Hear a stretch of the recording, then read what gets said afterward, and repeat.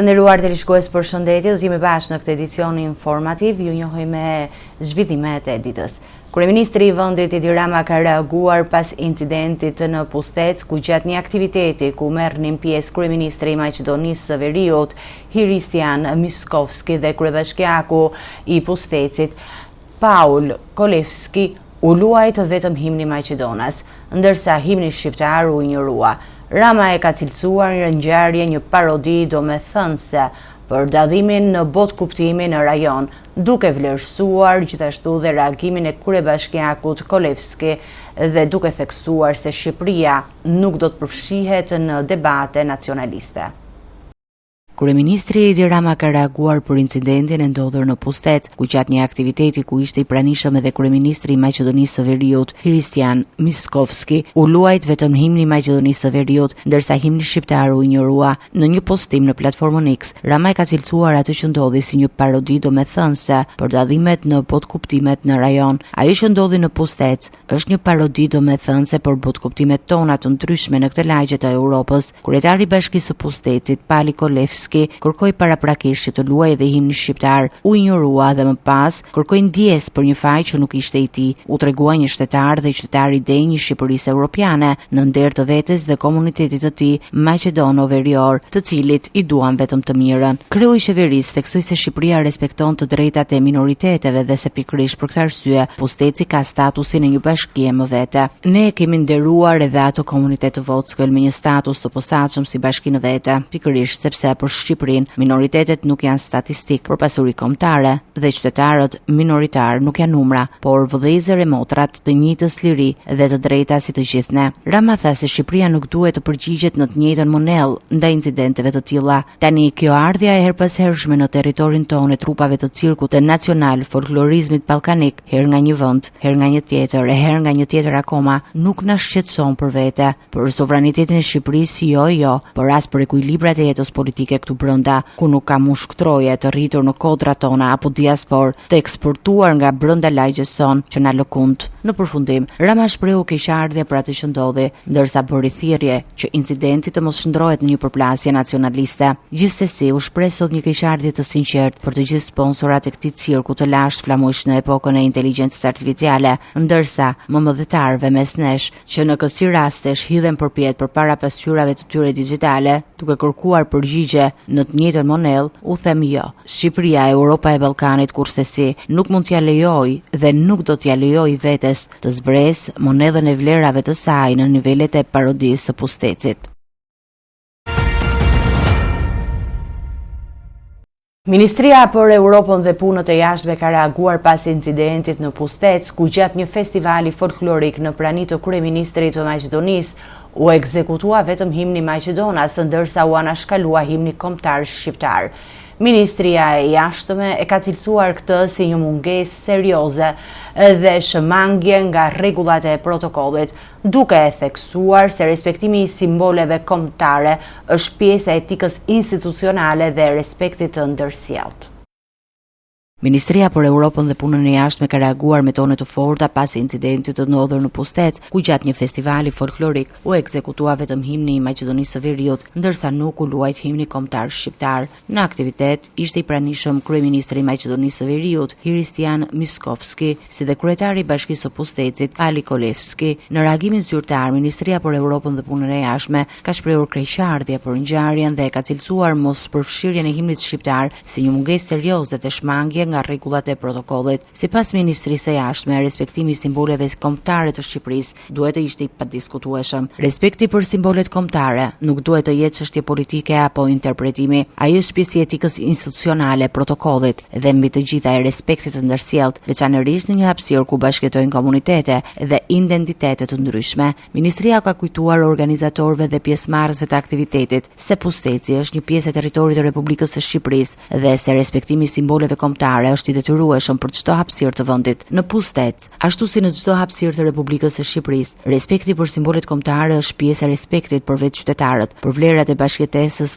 demokratike dhe kulturës qytetare që na bashkon. Është gjithashtu themeli i fqinjësisë së mirë dhe marrëdhënieve të shëndosha ndërmjet njerëzve dhe shteteve tona.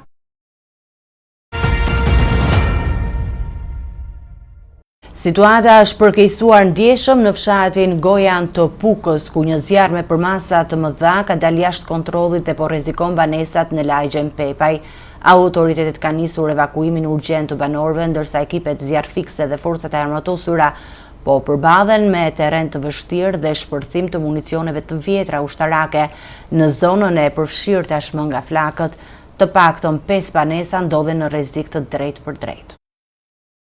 Situata është kritike në fshatin Gojan të Pukës, ku një zjarr me përmasa të mëdha ka dalë jashtë kontrollit dhe po kërcënon drejt për drejt banorët dhe banesat në lagjen Pepaj. Për shkak të përparimit të flakëve, autoritetet kanë nisur evakuimin urgjent të banorëve të zonës. Ata janë strehuar përkohësisht pranë shkollës së Gojanit të Madh, larg zonës së rrezikuar. Situata ka shkaktuar panik te banorët, të cilët në përpjekje për të shpëtuar pasurinë e tyre kanë nxjerrë dhe orëndit shtëpiake nga banesa. Përballë përhapjes së shpejtë të flakëve dhe vështirësive për ndërhyrjen nga toka, banorët kanë kërkuar ndërhyrje urgjente nga ajri për të vënë në kontroll zjarrin. Ekipet zjarrfikse dhe efektivet e forcave të armatosura po punojnë në terren, por ndërhyrja po vështirësohet ndjeshëm për shkak të terrenit të thyer malor. Situata është bërë edhe më e rrezikshme pasi në zonën e përfshirë nga zjarri kanë nisur të dëgjohen shpërthime të njëpasnjëshme të municioneve të vjetra ushtarake. Të paktën 5 banesa në lagjen Pepaj ndodhen në rrezik të drejtë për drejtë nga flakët, ndërsa rreth të dendur aty me kanë mbuluar të gjithë zonën. Raportojnë gjithashtu se një prej banesave mund të jetë përfshirë tashmë nga flakët, ndërsa autoritetet vijojnë përpjekjet për të izoluar zjarrin dhe për të garantuar sigurinë e banorëve. Në kushtet e përkeqësimit të situatës, ndërhyrja nga ajri mbetet një nga kërkesat kryesore për fremimin e përhapjes së flakëve dhe mbrojtjen e zonës së banuar.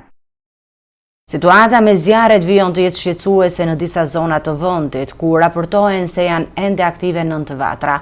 Operacionet për shuarje dhe izolimin e flakëve po zhvillohen nga toka dhe ajri, ndërsa terreni i thyer malor vështirëson ndërhyrjen e forcave zjarrfikse.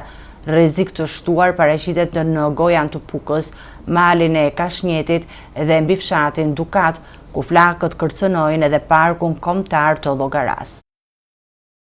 Situata me zjarret vijon të jetë shqetësuese në disa zona të vendit, ndërsa aktive raportohen të jenë ende 9 vatra. Një operacion masiv për izolimin e flakëve po zhvillohet në zonën Gojan, Gjegja në Puk, ku vatra vijon të jetë aktive dhe paraqet rrezik, veçanërisht për fshatin Gojan i vogël. Flakët po kërcënojnë zonën e banuar, ndërsa mungesa e rrugëve dhe terreni i vështirë malor e bëjnë të pamundur ndërhyrjen e mjeteve zjarrfikse nga toka. Për këtë arsye, operacioni po zhvillohet edhe nga ajri me 2 helikopter, ndërkohë situata në fshatin Gojan i Madh paraqitet më gjatë gjithë natës, forcat operacionale kanë punuar në terren duke izoluar pikat ku flakët po përparojnë me shpejtësi. Mbi fshatin Gjegjan, zjarri vijon të përparojë, por aktualisht nuk paraqet rrezik të drejtë për drejtë për banesat. Një tjetër vatër aktive raportohet në territorin e Lezhës. Zjarri i madh që ka ardhur nga fshati Frith i Pukës ka depërtuar në territorin e Lezhës dhe vijon të jetë aktiv në malin e Kashnjetit. Flakët po përparojnë në drejtim të fshatrave Kashnjet dhe Kalivaç, ndërsa terreni ekstremisht i thyer e bën të pamundur përdorimin e mjeteve zjarrfikse.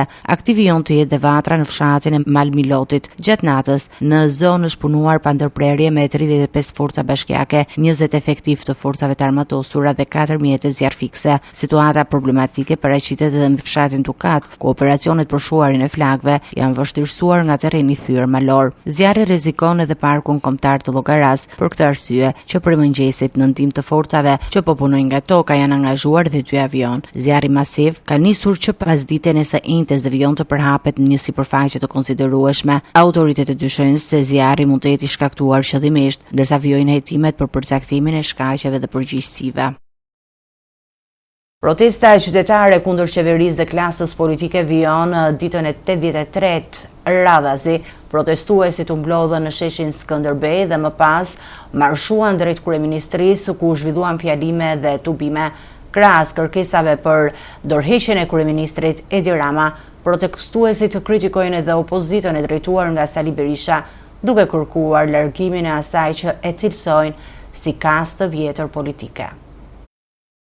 Qytetarët u mblodhën sërish duke vijuar për të 83 ditë radhazi protestën kundër qeverisë dhe klasës politike, ashtu si në ditët e fundit protestuesit u grumbulluan fillimisht në sheshin Skënderbej dhe më pas marshuan drejt kryeministrisë ku vijuan me tubimet dhe fjalimet. Protesta ka në fokus kryeministrin Edi Rama dhe qeverinë, por kritikat nuk janë kufizuar vetëm te mazhoranca. Pjesëmarrësit kanë kritikuar vazhdimisht edhe opozitën, e drejtuar nga Sali Berisha, duke kërkuar largimin e saj, që e cilësojnë si kastën e vjetër politike. Një ditë më parë, në protestën e 82, qytetarët marshuan nga sheshi Skënderbej drejt kryeministrisë. Pas përfundimit të fjalimeve përpara godinës së qeverisë, protestuesit vijuan marshimin në rrugët e kryeqytetit. Nga podiumi u artikuluan akuza për korrupsion, shpopullim, arsimim, pronësi dhe mënyra administrimit të pasurive natyrore. Protestuesit ngritën gjithashtu shqetësime për investimet dhe projektet e zhvilluara në zona si Sazani, Zvërneci dhe Rjolli. Protestat vijojnë me të njëjtin itinerar, ndërsa organizatorët dhe pjesëmarrësit kanë përsëritur kërkesat për ndryshime politike dhe institucionale.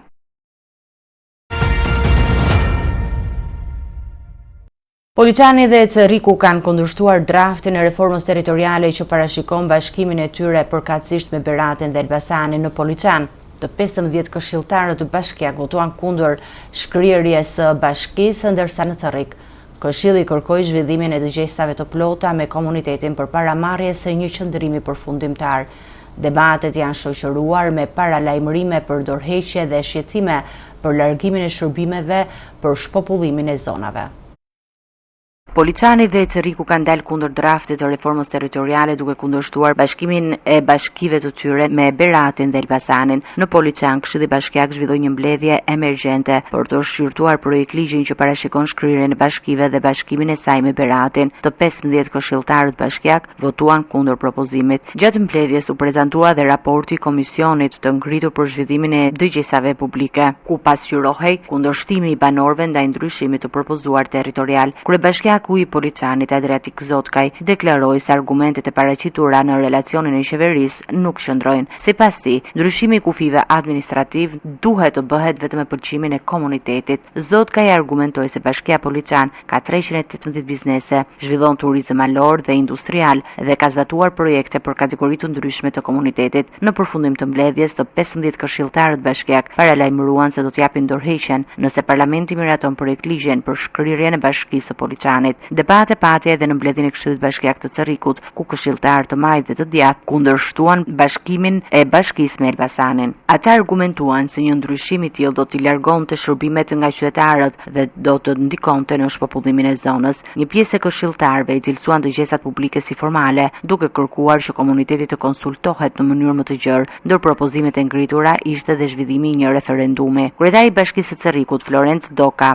tha se nuk do të mbajë një qendrim përfundimtar për shkrirjen e bashkisë pa përfunduar më parë dëgjesat publike me komunitetin. Doka theksoi se procesi duhet të përfshijë qytetarë dhe grupe interesi dhe se vendimi duhet të mbështetet në opinionet e komunitetit. Në përfundim, Këshilli Bashkiak i Cerrikut votoi me shumicë pro zhvillimit të dëgjesave publike me komunitetin. Sipas draftit paraprak të reformës territoriale, Cerriku dhe Belshi parashikojnë të bashkohen bashkisë e Elbasanit, ndërsa Poliçani parashikon të shkrihet dhe të bashkohet bashkisë së Beratit. Procesi i konsultimit me bashkitë dhe komunitetet pritet të vijojë, ndërsa qëndrimet e këshillave bashkiak do t'i përcillen parlamentit përpara vendimarrjes përfundimtare.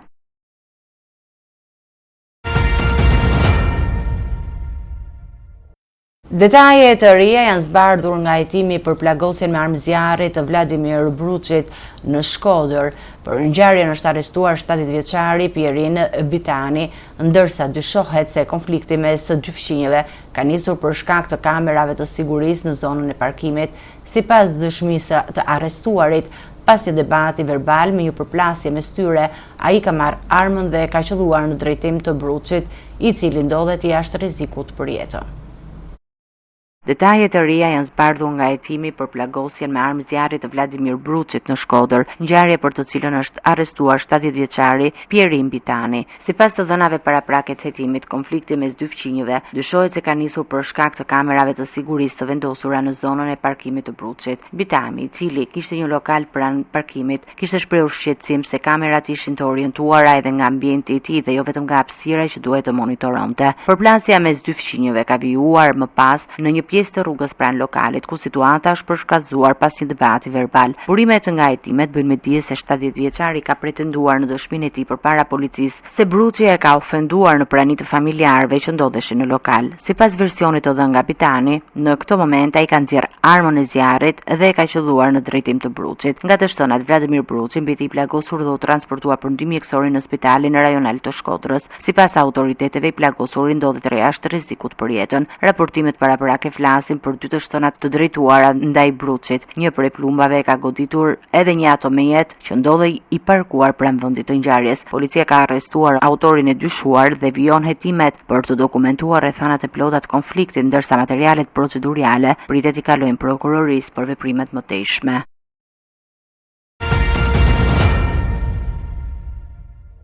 Një 33 vjeçar i shpadur në kërkim ndërkombëtar nga autoritetet italiane është arrestuar në Durrës në kuadër të operacionit të koduar Next. Mariglen Tahiri akuzohet nga drejtësia italiane për trafikim të lëndëve narkotike dhe pjesëmarrje në organizat kriminale. Gjykata penale e Brescias kishte caktuar ndaj tij masën e sigurisë arrest në burg.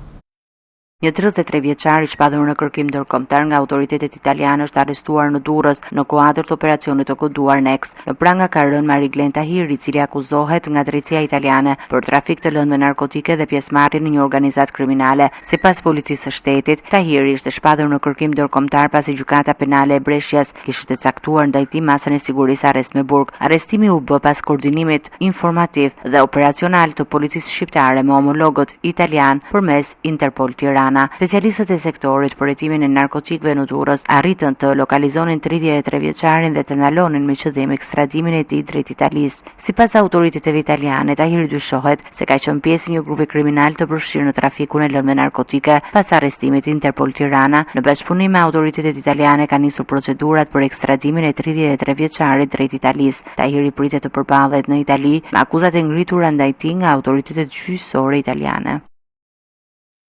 Baba i bir janë arrestuar në Lushnjë në kuadër të operacionit policor Fokusi, pasi dyshohet se posedonin armë zjarri dhe lëndë narkotike. Në pranga kanë rënë Shkëlqim Hajdari, 56 vjeç, dhe djali i tij Hasan Hajdari, 24 vjeç. Gjatë kontrolleve policia sekuestroi një Kalashnikov, municion luftarak, doza kokaine dhe automjetin me cilin lëvizte 24 vjeçari. Babi bir janë arrestuar këtë të premte në Lushnjë në kuadër të operacionit policor të koduar Fokusi, pasi dyshohet se posedonin armë zjarri dhe lëndë narkotike. Në praga nga rënë Shkëlqim Hajdari, 56 vjeç, dhe djali i tij Hasan Hajdari, 24 vjeç, banues të fshatin Hajdaraj të Lushnjës. Operacioni u zhvillua nga shërbimet të Komisariatit të Policisë Lushnjë në vijim të kontrolleve për goditjen e veprimtarive kriminale në fushën e rëmbajtjes pa leje dhe narkotikëve. Sipas policisë, 24 vjeçari u ndalua në qytetin e Lushnjës, teksa drejtonin automjet. Gjatë kontrollit fizik, efektivët i gjetën doza të lëndës së dyshuar narkotike kokain. Kontrollet vijuan më pas në banesën e familjes, ku efektivët gjetën një armë zjarri Kalashnikov dhe një krër me municion luftarak. Sipas policisë, arma dyshohet se mbahet nga 56 vjeçari Shkëlqim Hajdari. Në cilësinë e provës materiale u sekuestruan Kalashnikov, municion luftarak, sasi e kokainës dhe automjete. Materialet procedurale i kaluan prokurisë së Fierit për veprimet mëtejshme. Ishte gjithçka e përgatitur në këtë edicion informativ. Për më shumë zhvillime, klikoni në faqet tona zyrtare. Ne do të ndajemi këtu për të takuar në edicionin e ardhshëm. Bashkë miru takofshim.